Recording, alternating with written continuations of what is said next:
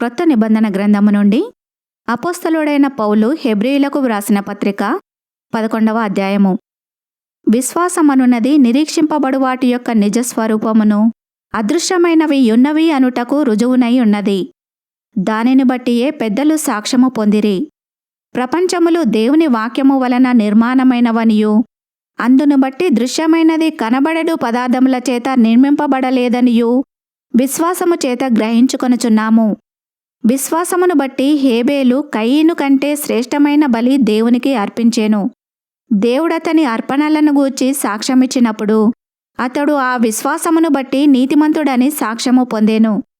అతడు మృతి నొందియు ఆ విశ్వాసము ద్వారా మాటలాడుచున్నాడు. విశ్వాసమును బట్టి హనోకు మరణము చూడకుండునట్లు కొనిపోబడెను. అతడు కొనిపోబడక మునుపు దేవునికి ఇష్టుడై ఉండెనని సాక్ష్యము పొందెను. కాగా దేవుడతని కొనిపోయెను గనుక అతడు కనబడలేదు. విశ్వాసము లేకుండా దేవునికి ఇష్టుడై ఉండుట అసాధ్యము. దేవుని యొద్దకు వచ్చువాడు ఆయన యున్నాడనియు, తన్ను వెదకు వారికి ఫలము దయచేయవాడనియు నమ్మవలెను గదా. విశ్వాసమును బట్టి నోవహు అదివరకు చూడని సంగతులను గూర్చి దేవుని చేత హెచ్చరింపబడి భయభక్తులు గలవాడై తన ఇంటివారి రక్షణ కొరకు ఒక ఓడను సిద్ధము చేసెను. అందువలన అతడు లోకము మీద నేరస్థాపన చేసి విశ్వాసమును బట్టి కలుగు నీతికి వారసుడాయెను. అబ్రహాము పిలువబడినప్పుడు విశ్వాసమును బట్టి ఆ పిలుపునకు లోబడి తాను స్వాస్థ్యముగా పొందనయ్యున్న ప్రదేశమునకు బయలువెళ్ళెను. మరియు ఎక్కడికి వెళ్ళవలెనో అది ఎరుగక బయలువెళ్ళెను. విశ్వాసమును బట్టి అతడును అతనితో ఆ వాగ్దానమునకు సమాన వారసులైన ఇస్సాకు, యాకోబు అనువారును గుడారములలో నివసించుచు అన్యుల దేశములో ఉన్నట్టుగా వాగ్దత్త దేశములో పరవాసులైరి. ఏలయనగా దేవుడు దేనికి శిల్పియు నిర్మాణకుడై ఉన్నాడో పునాదులు గల ఆ పట్టణము కొరకు అబ్రహాము ఎదురుచూచుచుండెను. విశ్వాసమును బట్టి శారయు వాగ్దానము చేసినవాడు నమ్మదగినవాడని ఎంచుకొనెను గనుక తాను వయసు గతించినదైనను గర్భము ధరించుటకు శక్తి పొందెను. అందుచేత మృతతుల్యుడైన ఆ యొకని నుండి సంఖ్యకు ఆకాశ నక్షత్రముల వలెను సముద్ర తీరమందలి లెక్కింప సఖ్యము కాని ఇసుక వలెను సంతానము కలిగెను. వీరందరూ ఆ వాగ్దానముల ఫలము అనుభవింపకపోయినను దూరము నుండి చూచి వందనము చేసి తాము భూమి మీద పరదేశులమును యాత్రికులమునై ఉన్నామని ఒప్పుకొని విశ్వాసము గలవారై మృతి నొందిరి. ఈలాగు చెప్పువారు తమ స్వదేశమును వెతుకుచున్నామని విషదపరచుచున్నారు కారా. వారు ఏ దేశము నుండి వచ్చిరో ఆ దేశమును జ్ఞాపకమందుంచుకున్న ఎడల మరల వెళ్ళుటకు వారికి వీలు కలిగియుండును. అయితే వారు మరి శ్రేష్టమైన దేశమును అనగా పరలోక సంబంధమైన దేశమును కోరుచున్నారు. అందుచేత తాను వారి దేవుడనని అనిపించుకొనుటకు దేవుడు వారిని గూర్చి సిగ్గుపడడు. ఏలయనగా ఆయన వారి కొరకు ఒక పట్టణము సిద్ధపరచి ఉన్నాడు.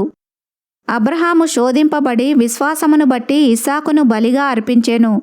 ఎవడు ఆ వాగ్దానములు సంతోషముతో అంగీకరించెనో ఇస్సాకు వలననైనది నీ సంతానమనబడును అని ఎవనితో చెప్పబడెనో ఆ అబ్రహాము మృతులను సైతము లేపుటకు దేవుడు శక్తిమంతుడని ఎంచినవాడై తన ఏక కుమారుని అర్పించి ఉపమాన రూపముగా అతనిని మృతులలో నుండి మరల పొందెను.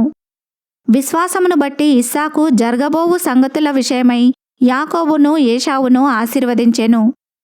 విశ్వాసమును బట్టి యాకోబు అవసాన కాలమందు యోసేపు కుమారులలో ఒక్కొక్కని ఆశీర్వదించి తన చేతికర్ర మొదలు మీద ఆనుకొని దేవునికి నమస్కారము చేసెను. యోసేపు తనకు అవసాన కాలము సమీపించినప్పుడు విశ్వాసమును బట్టి ఇశ్రాయేలు కుమారుల నిర్గమమును గూర్చి ప్రశంసించి తన శల్యములను గూర్చి వారికి ఆజ్ఞాపించెను. మోషే పుట్టినప్పుడు అతని తల్లిదండ్రులు ఆ శిశువు సుందరుడై ఉండుట చూచి విశ్వాసమును బట్టి రాజాజ్ఞకు భయపడక 3 మాసములు అతని దాచిపెట్టిరి.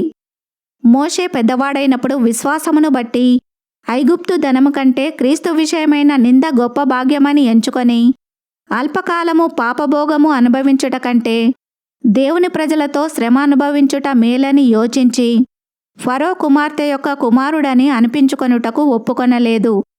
ఏలయనగా అతడు ప్రతిఫలముగా కలగబోవు బహుమానమందు దృష్టియుంచెను. విశ్వాసమును బట్టి అతడు అదృశ్యుడైన వానిని చూచుచున్నట్టు స్థిరబుద్ధి గలవాడై రాజాగ్రహమునకు భయపడక ఐగుప్తును విడిచిపోయెను. తొలిచూలు పిల్లలను నాశనము చేయువాడు ఇశ్రాయేలులను ముట్టకుండు నిమిత్తము అతడు విశ్వాసమును బట్టి పస్కాను రక్తప్రోక్షణ ఆచారమును ఆచరించెను. విశ్వాసమును బట్టి వారు పొడినేల మీద నడిచినట్లు ఎర్ర సముద్రములో బడి నడిచిపోయిరి. ఐగుప్తీయులు అలాగు చేయజూచి మునిగిపోయిరి. విశ్వాసమును బట్టి 7 దినముల వరకు ప్రదక్షిణము చేయబడిన తర్వాత ఎరికో గోడలు కూలెను. విశ్వాసమును బట్టి రాహాబను వేశ్య వేగుల వారిని సమాధానముగా చేర్చుకొనినందున అవిధేయులతో పాటు నశింపకపోయెను. ఇకను ఏమి చెప్పుదును? గిద్యోను, బారాకు, సంసోను, యెఫ్తా, దావీదు, సమూయేలను వారిని గూర్చియు ప్రవక్తలను గూర్చియు వివరించుటకు సమయము చాలదు.